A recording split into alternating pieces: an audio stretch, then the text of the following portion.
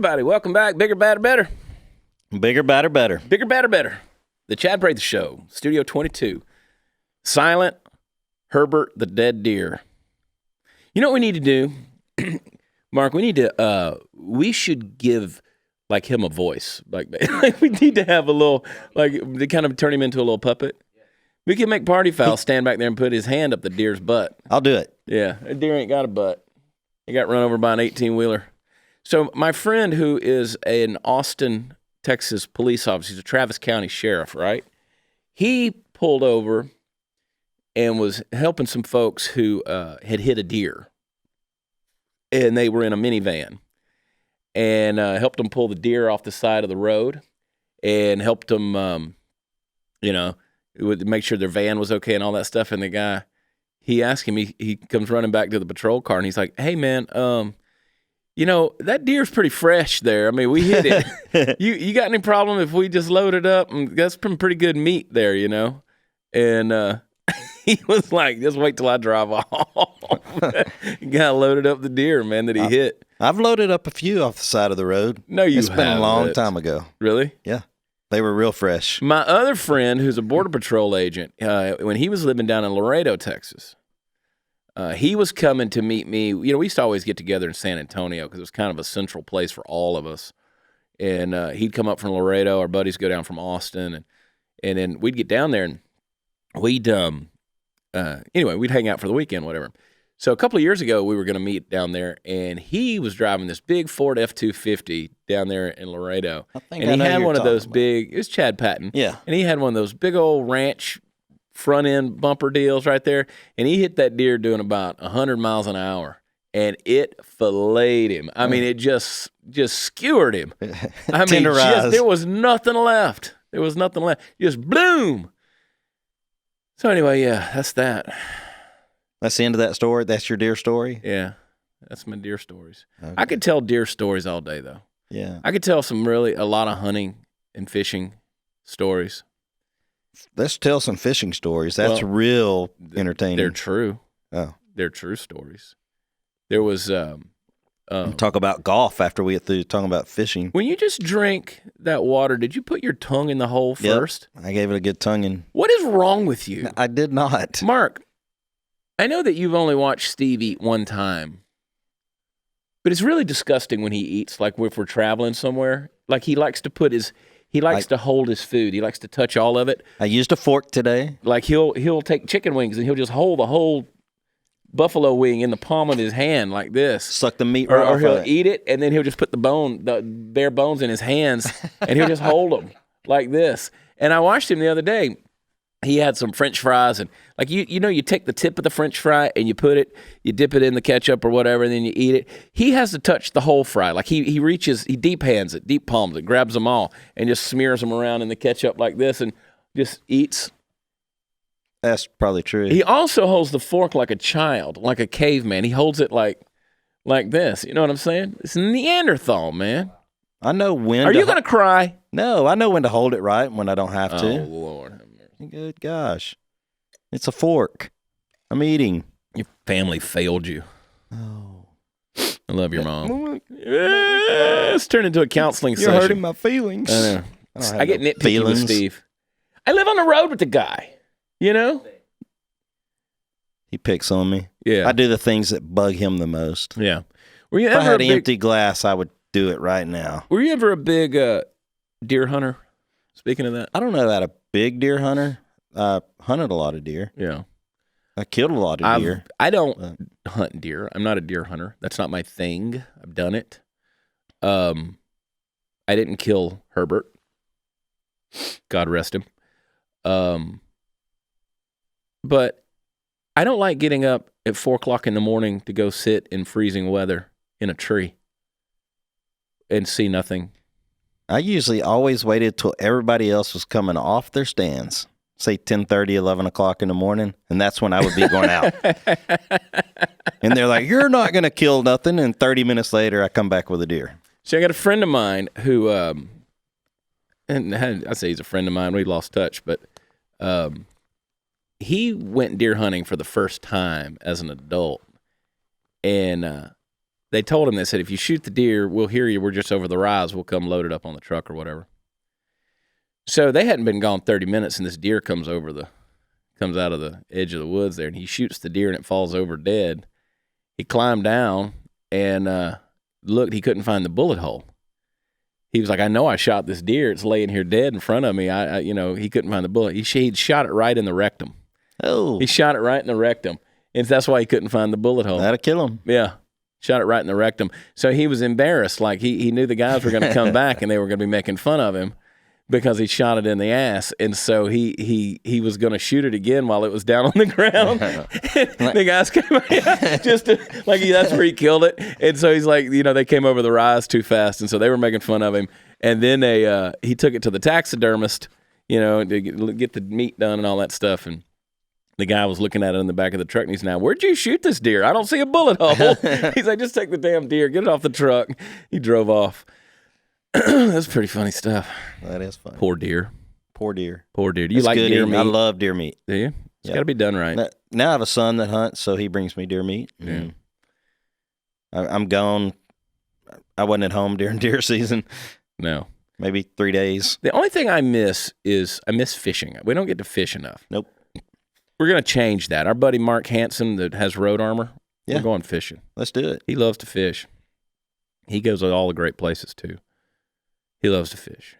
I get a lot of invites for us to fish and to hunt and stuff, but it's always like, on the day of the show when we're coming into town or we're leaving the next morning or something like that. It's never planned well enough in advance to go in a day or two early and get a good, you know. It's always get a date. And two, I've gotten to the point where, like, if I'm home, I just want to be home. I just want to rest. You know what I mean? And because we're just on the go so much. Pretty much when we're at home, we go to the gun range. That's about as far as our, what we got to do is go shoot guns. Yeah, we went down to Crazy Kenny's place. Kenny's our gun dealer, the crazy gun dealer down in Alvarado, Texas. Gun dealer. And he's got that 35-acre range out there, and we go down there. And I like that because you can just blow stuff away. Yeah. And, it's kind of... It's all outdoors. Yeah, it's all outdoors. No holds barred. We drink whiskey. Yeah. Handle firearms. I'm kidding. No, it's... He's lying. But that's a lot of fun. I mean, that's a lot of fun. My buddy Nate, he came out to the range the other day, and he had his... he had some toys with him. I mean, we were blowing stuff away. Yeah, I think I missed that day. Yeah, you weren't there for that one. Yeah. We took Brandon down there. I'm so proud of Brandon. You've heard Brandon on the podcast before, my 12-year-old stepson. So Brandon, he's in Scouts. So where we live, they had the high school teams. They have skeet teams. They have clay teams, the high schools down there in Johnson County. And so he wants to do that, and I want him to do it because he's so dang good. With the Scouts, he has to qualify shooting clays as well. And this kid's got a gift. I mean, he's really got a gift. And he just came by it naturally. And so I bought him a new over-under shotgun for Christmas. And I've been taking him to the ranges, skeet ranges. The kid's a good shooter anyway. But so to qualify, he had to shoot 2 rounds of 25 clays, or he had to shoot 12 out of 25 to qualify. So the first round, he shot 12 out of 16. Second round, 12 out of 14. That's lights out. Yeah, it is. That's lights out. For a 12-year-old, that's booming him. Kid could shoot some skeet. We need to set up on both sides of him, and let's start dropping more than one. We need to take him out. Dun, dun. Yeah, we need to take him out where he can shoot the tandems and the duos and all that stuff. Yeah, that'd be fun. Yeah, he's a shooter, man. Yeah. Kid knows what's up. He didn't like shooting a 12 gauge. He likes shooting my 20 gauge. Which if you could shoot, I think you should shoot with a 20 gauge. If you're going to shoot clays, you should shoot with a 20. And if you're going to shoot birds, I think you should shoot with a 20. What about 16? No, there's no need. No need. No need. 20 gauge is all you need. Pop them. Boom. If you're any good, you'll hit them. Yeah. 20 gauge. 410. I mean, what else? I've shot them with a single shot 410. Is that your phone buzzing? Is it? Are you vibrating? I don't think so. Let me see. Yeah. You don't have to check your emails. No, that's Jason Hernandez. Jason Hernandez. Metrosexual Jason Hernandez. Yeah. One of our... He's going to be so pissed when he hears us keep calling him that. Yeah. Yeah, I'm going to call him that all tomorrow in the bus. He's our Humor Me producer. He's a co-producer. Co-producer for Humor Me. They're everything. Yeah, you name it. They're everything. they're best boy, the grips. They're the caterers. Grips. They're everything. Yeah. You name it. They're good guys too. They're hard workers. Fun to travel with. We're going to be shacked up together in a lot of hotels here in the next few days, and then we got to go to Washington D.C. for that freak fest up there at CPAC. It'd be fun. It'd be fun. I've never been to CPAC. You ever been to D.C.? You've been to D.C. I've been to D.C. a few times. That's something else. This is me not drinking a Diet Coke. You did not see me do this. 32 for the year. Not counting. 6 of which happened today. Yeah. You can't let me get back in these bad habits, Steve. I remind you. That's all I can do. You can't let me get back in these say, bad habits. I'm going to get water. Give me a Diet Coke. Well, I'm trying to set the example by saying I'm getting water. I don't want to grow up to be Stu, who drinks 20 Cokes a day. I used to drink 12 Diet Cokes a day. I don't even see how that's even possible. Because if it wasn't for Diet Cokes, I would have zero hydration in my body, period. I got to get back on the water, the sparkling water, my Pellegrino, my Perrier. I know. There's Perrier in there. There's Perrier in the kitchen. I didn't see it. Why didn't you bring me one, Steve? I didn't see it. I brought you a regular water. I don't like regular water. Yeah. It's too healthy. No. You like celery? Do I like celery? You just I like celery. You use it to deliver the blue cheese to your mouth. Yeah, a lot of times. Yuck. I do eat celery. Mark, you like celery? Nope, don't like it. It's like eating dirt, grass dirt. Yeah. It's gross. I think it's healthy for you. It's good fiber. That's what they say. Good low fiber. Carbs, low calorie. I don't need any more fiber. I can't stop going to the bathroom now. I mean, maybe you need to bulk it up some. I am the most regular cat you've ever known. That's right. And now everybody knows. Everybody knows. Everybody knows. You know who I miss? Who do you miss? I've already said it this week. Kevin Wade. Oh, Kevin Wade. Yeah. When are you going to have him on? I need to have Kevin on. We'll talk whiskeys. Talk whiskey. Let's talk international travel. Yeah. I want to get Kevin on, and I want to talk about how I don't believe in air travel. I don't believe in it. I don't believe it's a thing. This is like a fighter pilot, commercial airline pilot. He's an MIT. Convince him that he's an MIT no grad. Such thing. He's an MIT grad. What I loved was the comment on Facebook where somebody said, "We will not be watching your show." And then he went on to accuse me of being a racist, and I posted the picture of me and Sean Foster, who is the director and the producer of the show. And I said, we're sitting here trying to figure out where you found any racism in anything we've ever done. I mean, Sean's like, what? I mean, I'm the one who puts all the content on there, so I don't think it's racist. Yeah, I was going to say. He's black, by the way, if you didn't pick up on that part of the story. So funny. People. They just don't know. They don't know anything. Our buddy Benton Blunt, who we got to have on the show, he jumped on there. Benton was on America's Got Talent, and he jumped on there and he said, from a half black man to a whole black man, can I just tell you have no idea what you're talking about?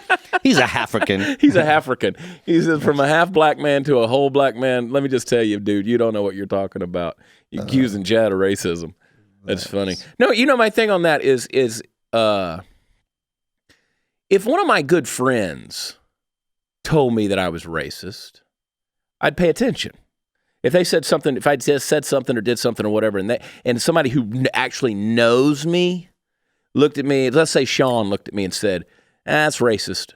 Yeah. Then I'd say, is it really? I mean, then I'd pay attention. But if a total stranger that doesn't know me, and just on the basic assumption because I'm a white guy, you're going to call me a racist. That's, I don't even pay attention to that stuff. And that's what, Sean and I were talking about. And I said, people these days, they don't know what racism is anymore. I mean, they don't, our generation of people were not raised with latent inherent racism built into us in the same way that so much of America was at one point in time, when in the age of Jim Crow laws and segregation and things like that. There were hate crimes. There are still hate crimes. There's still racism. But the problem is people the word has lost all meaning because people have thrown it around so much trying to make it to their own advantage, and it's their argument ender. You know, if I can call you a racist, well, then that's the end of the story. That's it. You know? Seen that. Yeah. And so that's, you know, it's like the ultimate insult to someone is just to call them, tell them that they're filled with hate.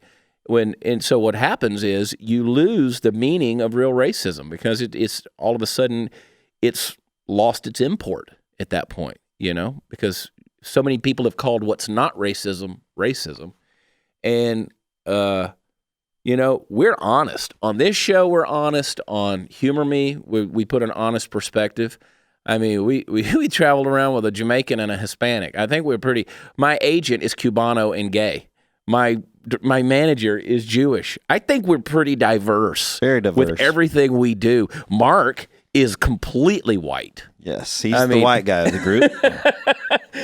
Our director for this show, Mark, is completely white. I told you, I did the DNA test, which everybody got mad at me because, I can't believe you gave them your DNA. Oh, whatever. They've got everything. They got everything. Your phone I've been in the hospital. I promise you, I've had surgery. They got my DNA. Your phone recognizes your face. I know. Exactly. My thumbprint, my fingerprint, everything. Yeah. You and I, we signed up for Clear so we can get through airport security faster. They get our retinas and everything. Analyzes your face. They're going to find us if they want us. They want me. Hey. I mean, they're going to, you know, hopefully they don't want us. I hope not. I'll call the Undertaker. He'll handle it. There you go. I ain't worried about nothing. I've seen that guy shoot too. Yeah. Those big old guns look so little in his hands, you know? I'm like, that's a little tiny gun. And then I hold it and I'm like, well, that's right. I'm not 6'10" and weigh 350. But no. So anyway, we keep things pretty diverse, you know? I love people. I do. I wouldn't do what I do if I didn't care about people and didn't, you know, you think about how many thousands and thousands of dollars we've raised for charities over the years and using social media, using our platforms that we've done, doing things through this podcast. We've done so much in terms of helping children, in helping veterans, the veteran community, active duty military folks. You know, we've helped repair houses for people who, you know, their spouses deployed. We've given Christmases to soldiers' families, you know, not just soldiers, but, you know, Marines and sailors and airmen and women. And so we've done so many different things and utilize it. That's the blessing in doing what we get to do.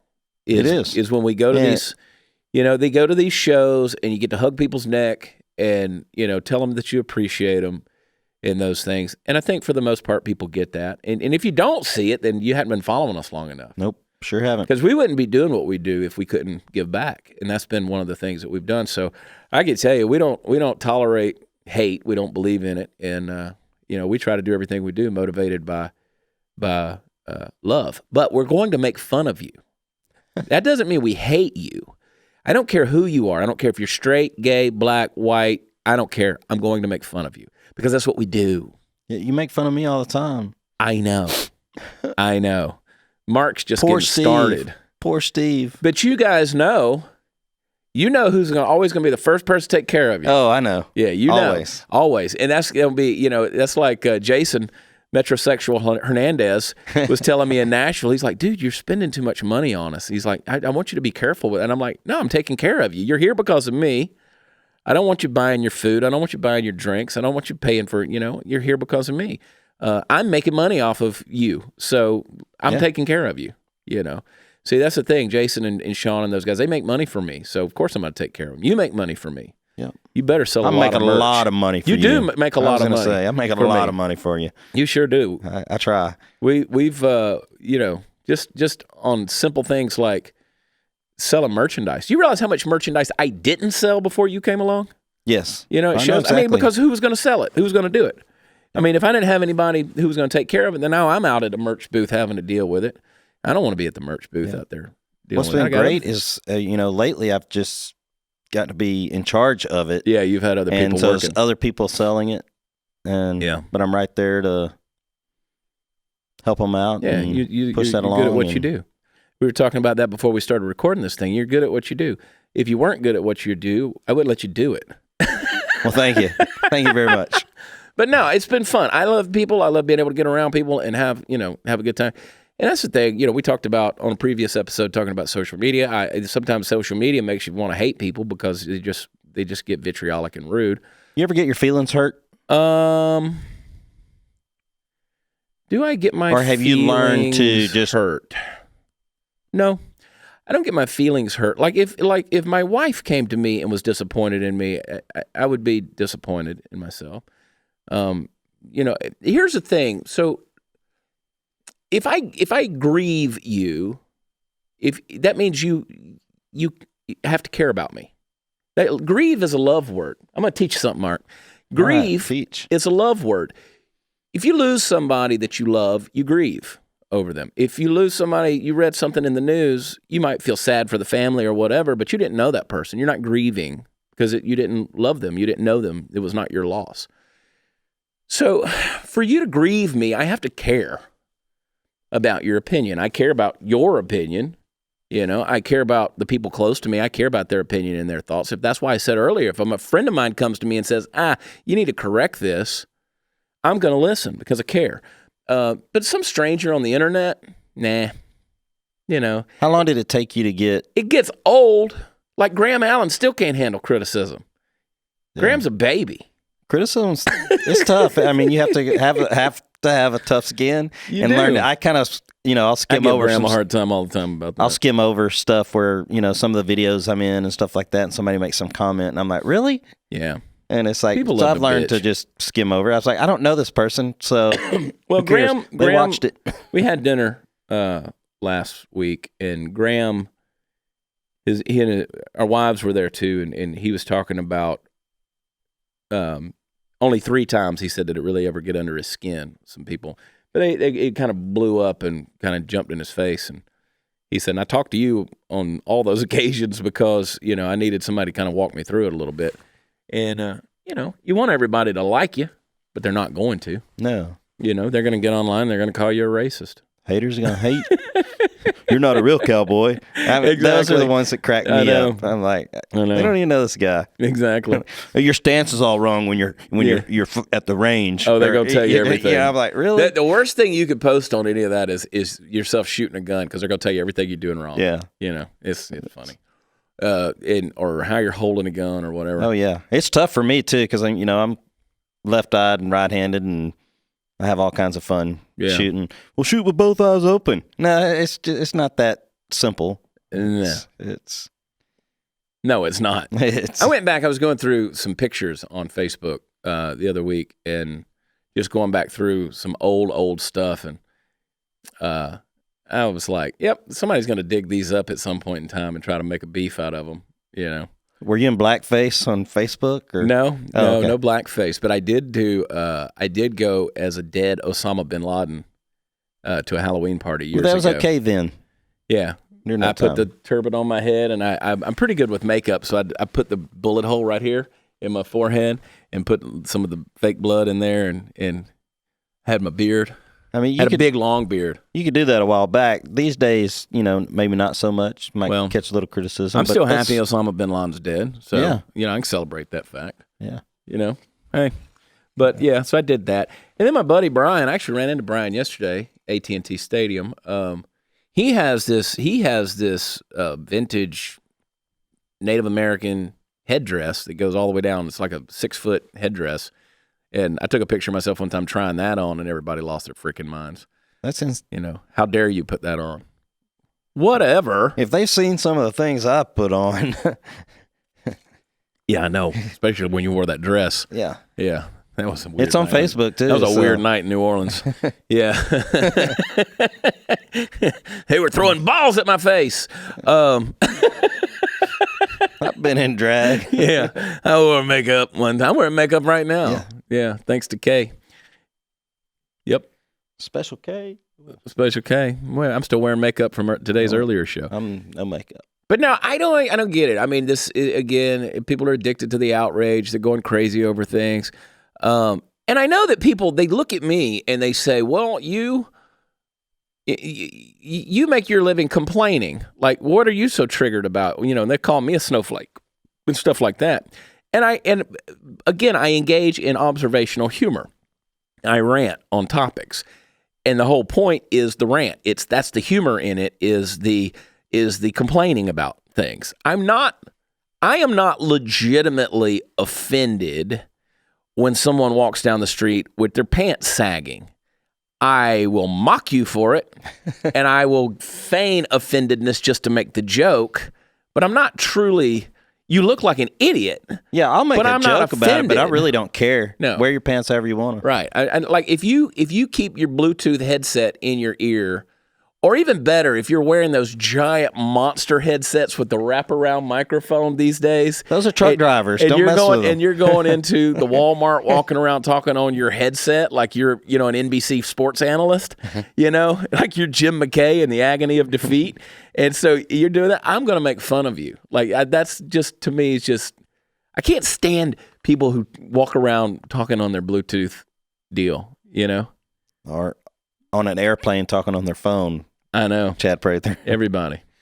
Well, everybody, I rarely do that. But I guess one time I got a little loud. Reno Collier and you were on the phone, and it was hilarious. I told you you need to shut up. I don't remember now. I was embarrassed because you were so loud, and I'm sitting next to you. But people always get loud on the planes. They're, Billy Business making his deals. Yeah. So we make fun of those people. Those people. They're closing deals. They're making deals. They're making deals, baby. Making deals. Closing them down. Sell it for $250.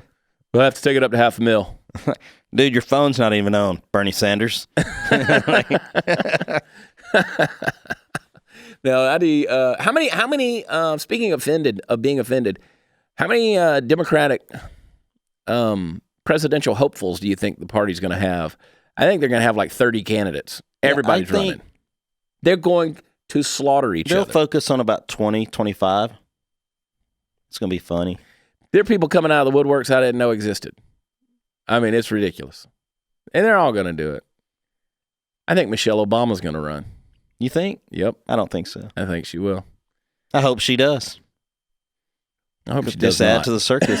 I mean, a circus with a lot of monkeys, that's fun. You can't say that. No, I don't mean...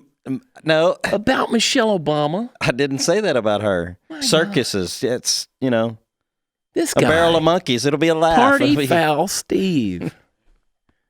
Oh, my gosh. Totally taken out of context. Mm-hmm. It's funny nonetheless. No, you're going to get crucified. Okay. Don't crucify me. Send your emails to steve@watchchad.com. Error code 606.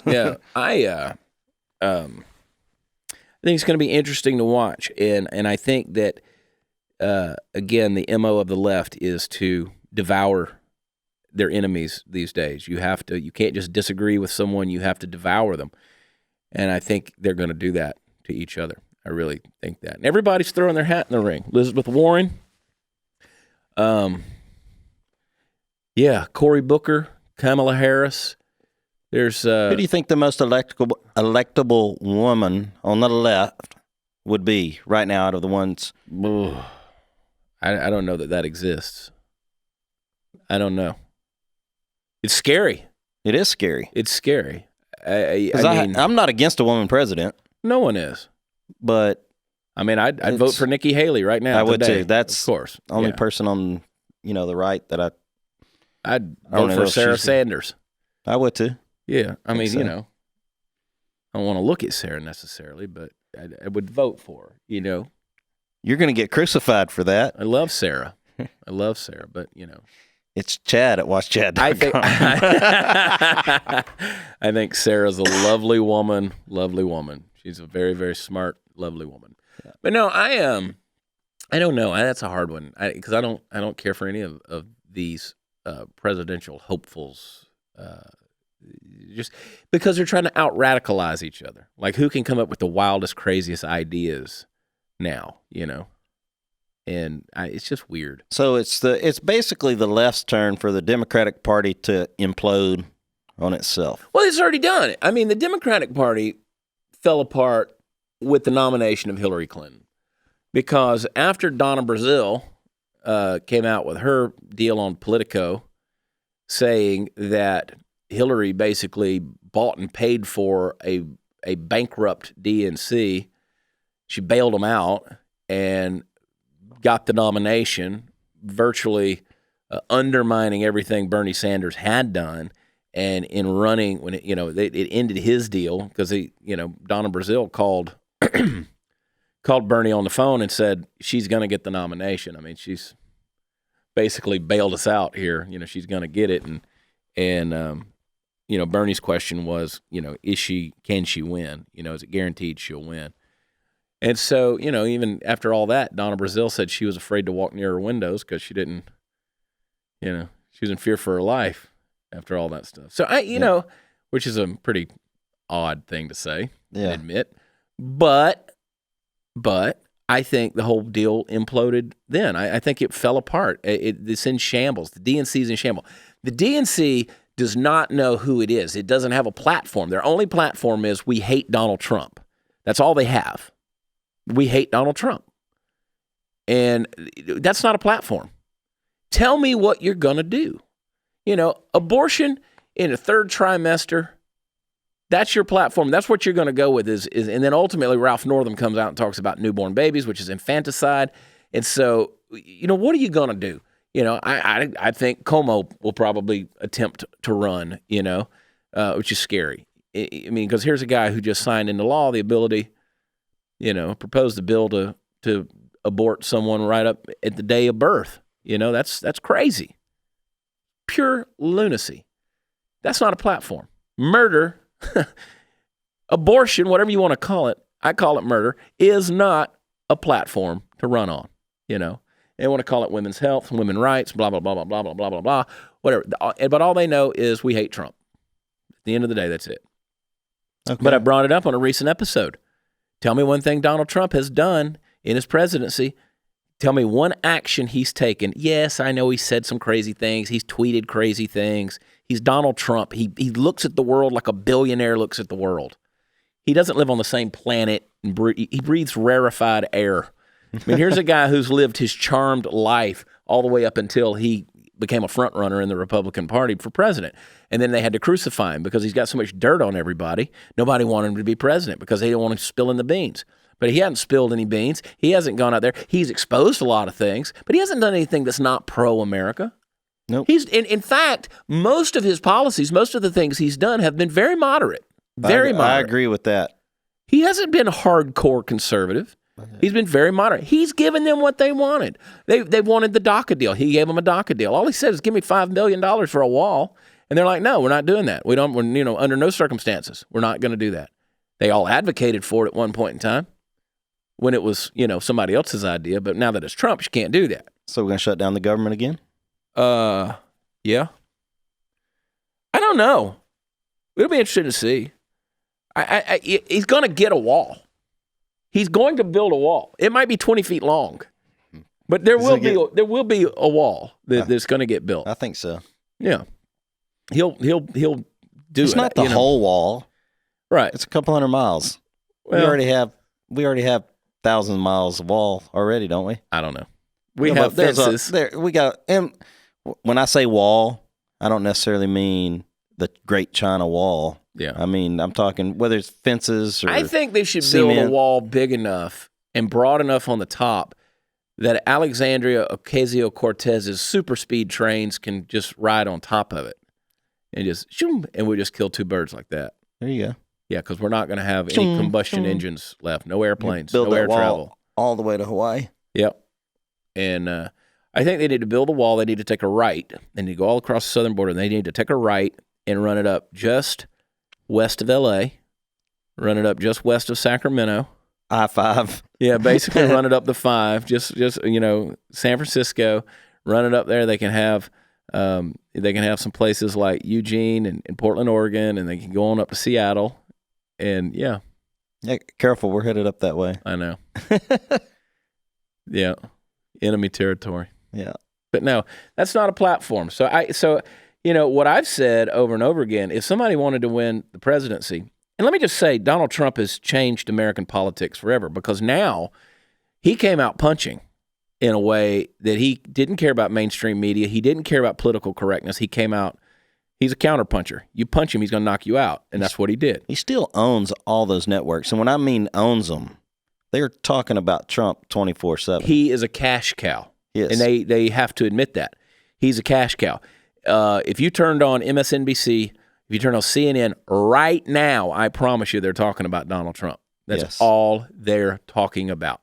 And so if you get on there, he's a cash cow. He's making the money. He makes Twitter, I forget the estimate, he probably makes $2 billion a year for Twitter. They're not going to kick him off Twitter. No, he's too valuable. So, yeah, he's a counterpuncher. He's going to come in, he's going to knock you out.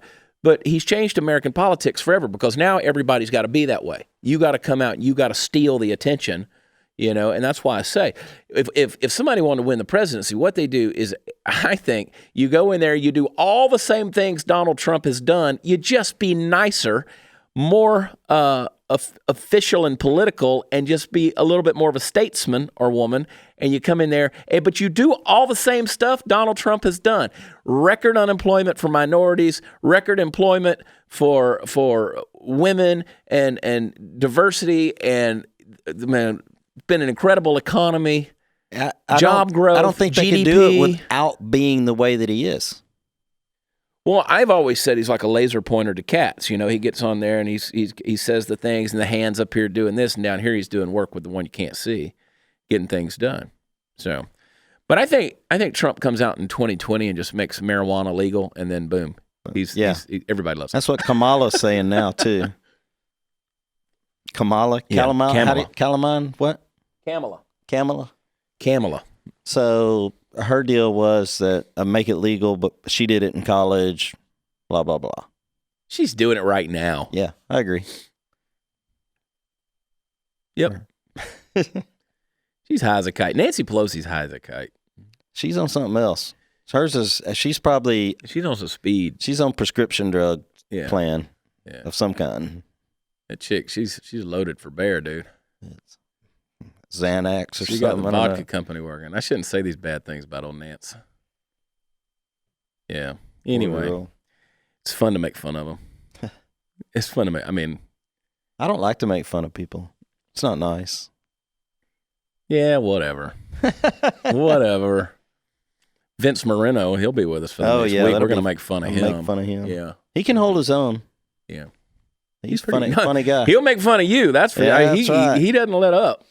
He'll give people a hard time. Yeah, he's a good guy. You better have a good sense of humor. You hang around that cat. Yeah. He'll get you in a fight if you're not. He got us in a fight. Oh, yeah. He got us kicked out in Bakersfield. That was something. Yeah. That's what happened, Mark. This guy got drunk and started putting his hands on Vince, and Vince wasn't having none of that. And the little Mexican came out of him. He got bold. He did. Vince went after him. I was like, bro. Had him in a headlock. I mean, what's up, man? And I'm like, get him out of here. I can see Vince getting arrested. Yeah, because think about this. None of us were drinking really. So it wasn't because of us. No, the guy was in the wrong. Other guy, for sure. Yeah, the guy was in the wrong. So, oh well, Vince. We're not letting Vince go anywhere. All right, Vince. You got to keep it calm. That's right. You're in West Texas. Yeah. Yeah, exactly. So, anyway, but no, I'm. It's going to be interesting to see what happens the next year and a half with this presidential election. I mean, it's in full swing now. It's in full swing. So when is the final deadline for the ones that are running? I don't know. Okay, I didn't. You act like I know stuff about politics. I thought you knew stuff about politics. I don't know anything about politics. No, I don't know. If I wanted to run for president, not that I want to, but I mean, you're at a point now. Fill out some paperwork and pay some money or something. You're at a point now where that if you're gonna run, now's when you need to announce, because the campaigning really kind of starts 2 years ahead of the election. If you're going to run for president, you have to have a petition. You have to have enough people on the petition to basically so you can apply and do all that stuff. Don't take my word for it. I don't know. Google it. I don't know that process. Yeah. Well, you're not running for anything. No. Yeah. I'm not Running running from for anything. something, but not for People anything. always ask me, why don't I run for politics? I'm like, no way. No. No Why way. would you want it? No way. First of all, my wife, that y'all all think is super nice, is not. She will cut you. She will cut you. And my wife, she would have made like a horrible pastor's wife. Like, no. She gonna tell you black and white what she thinks. That's a fact, Jack. She gonna tell you black and white. But anyway. I understand that feeling. Yeah. So, bless her heart. She's a sweetheart. But she'll cut you. So I can't see her in politics, you know. Did you stick your tongue in the bottle again? Mm-mm. You didn't? It's all lips. Were you conscientiously thinking about not putting your tongue in the bottle? Never even thought about it. I didn't even know I had a water bottle in my hand. Oh, my gosh.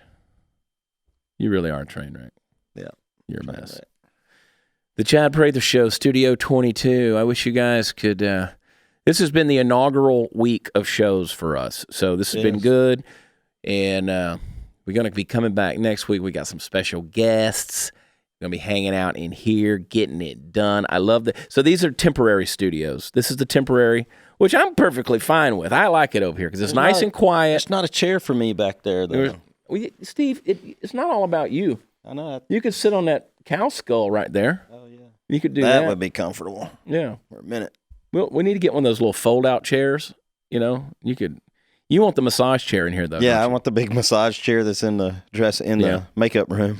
So Stevie Ray Vaughan, rumor has it, recorded in this room. This is an old recording studio. I've dubbed it Studio 22, and the significance is we're going to eventually be moving over to the other soundstage. The soundstage here at Blaze Media, at Mercury One Studios and all that, that soundstage over there that we're going to be moving into, that's the largest soundstage between L.A. and New York. So it's one of the biggest sound stages in America. They did a bunch of movies there, didn't they? They did a lot of movies. So right here they did, and TV shows. So like the movie JFK. What else was it here, Mark? It had Air Force One. Walker, Texas Ranger was here. Prison Break. Something Forrest Gump, was he here? I think they might have shot some shots here. Something. His bench is out. The Forrest Gump bench is out in the... We'll tell people that. Is that what that is? Yeah.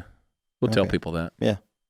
But Glenn has the most extensive movie memorabilia collection I've ever seen. It's a museum. It really is a museum. I mean, you go upstairs to his old office. He's got some stuff up there. Like I was afraid there was going to be like a mummy, like a sarcophagus or something. There was a vampire killing kit. There was. It was like in some old. 200 years I thought it was old like or a baby coffin or something. No. It was freaky. He's got a copy of the Gettysburg Address under pressurized, temperature controlled, whole deal. But he's got the original Darth Vader mask and chest plate from the first Star Wars. He's got the Good Witch Glinda's wand. Is it Glinda's wand in there? He's got Leave It to Beaver's baseball glove. Oh, I didn't see that. Yeah, you know that he's playing catch with and the thing. Yeah, he's got Beaver Cleavers. Beaver Cleaver's baseball glove. Yeah, how do you get Beaver Cleaver's baseball glove? You got to be Glenn Beck. That's the deal, and you just got to be Glenn Beck. But no, we're going to be moving over there. Who knows the timetable on that? But Tim's over promising. He's like, we're going to give you the big space. You're going to have the fireplace and all that. Hey, fireplace is good. Question is, do we believe Tim? Can we build a fire in it? No. We'll make it. This is Mercury One Studios. We will make it look. All right. We will make it look like it. Glenn wanted to give us like a John Deere tractor and everything in there. I guess he thinks we're country boys or something. Maybe. He had the whole idea, Mark, of pickup trucks and John Deere tractors and all that stuff. That would be nice to have a pickup truck in there. If we get old square body in there, 4-wheel drive. He's probably got one laying around this place somewhere. We need to find one. That way you can have when you're guests, they get to go sit in the truck, in the cab of the truck with you for a minute. Yep. They think I'm not going to steal these guitars. That's a Fender. Stevie Ray Vaughan played that guitar. Yep. Not really, folks. Yeah. If you're just listening to the podcast and not watching, you need to also watch it so you can see what Studio 22 looks like. You'll see dead Herbert the deer sitting back there. He doesn't say much. And we got to get a camera on Mark over there at the director's studio. We don't even have to light you, Mark. We just sit over in the darkness. Or at least get you a microphone. over there because I like tearing down the fourth wall. I like everybody involved. I like everybody talking on this thing. And we'll get in here, man. It'll be a conglomerate of voices on the Chad Prather Show. The Chad Prather Show, brought to you by Blaze TV. Bigger, badder, better. Bigger, badder, better. Bigger, badder, better. That's what I tell my wife. She's like, I'm gaining weight. I'm saying, no, baby, you're just bigger, badder, better. She doesn't like that.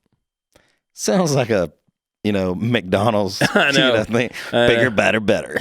Yeah, make your burger bigger, badder, and better. But no, anyway, so pray for this nation, folks. I tell you what, we're living in crazy times. I don't have to tell you that. You know it. If you believe in prayer, pray. And, I think that hope God's not through with us as a nation, but we're living in dire times. I'll tell you what, you can't. This is my personal conviction. I don't think you can murder unborn babies at the rate like we do and justify that kind of thing and expect to withstand the wrath of God because it's a major deal. So anyway, Steve, I'm glad you were born. Me too. Mark, I'm glad you were born. Hashtag me too. I'm glad Sean was born and Jason Metrosexual Hernandez. He's going to be so mad. His mom and dad are going to be so mad at you. I love Jason, dude. He's the best. But anyway, well, we're going to get out of here. We're abbreviating this episode because we got to get on the road. Yep. We got to take it out of town. We got to go pick up our van that's parked at an obligatory spot in DFW at the hotel. We didn't bring the van all the way back the day when we picked it up. I parked it and then rode back with Steve because I just can't get enough of Steve's driving. Yes. Oh my God, we got to get you out of that Jeep. That road armored Jeep, I love it. It's a bad machine now. It's got a Hemi. It's got a 400 horsepower Hemi in that sucker. Know it. That's a lot of engine. Light them tires up. Yeah.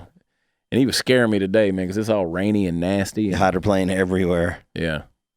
So anyway, we love y'all. God bless. Rate us. Review us, like us. You can email us. You can email Steve at watchchad.com. You can email me at chad@watchchad.com. Send your questions in. And who knows? We might even read one of your messages. Be nice. Don't leave a bad review. We don't need any of that nonsense. We like to share this thing and get it out there, and hopefully we'll get some sponsors in here, and and then we'll have a bigger, badder Studio 22. Bigger, badder, better. It'll be bigger, badder, better, better. Better. It's better. I like it over here, though. It's nice and quiet, and we have a good time. So I love y'all. God bless. Thanks for tuning in to the Chad Prather Show. Go to watchchad.com. Follow me on Twitter at watchchad. That's always a fun show. And catch us out on the road for a live show. Go out there and buy your tickets and come see us. I promise you, it's not a political show. It's just we just poke fun at everything. People want more politics. Nah, just come laugh. Just come laugh. And if you can't laugh at yourself, it ain't the show for you. But come to the show. Follow me also on Instagram at WatchChad and Party Foul Steve. That's all. You can follow at Party Foul Steve on Instagram. Everything, Party Foul Steve. Yeah, everything's out there. Follow him on Facebook too. Yeah, Facebook's. He's an okay dude. Try yeah. Sometimes he has no filter. I don't know what that's like. So anyway, thanks for tuning in. And thanks, as always, to Mark, our director of the Chad Prather Show. We will be with you again very, very soon right here on the podcast. We love y'all. God bless. Bye.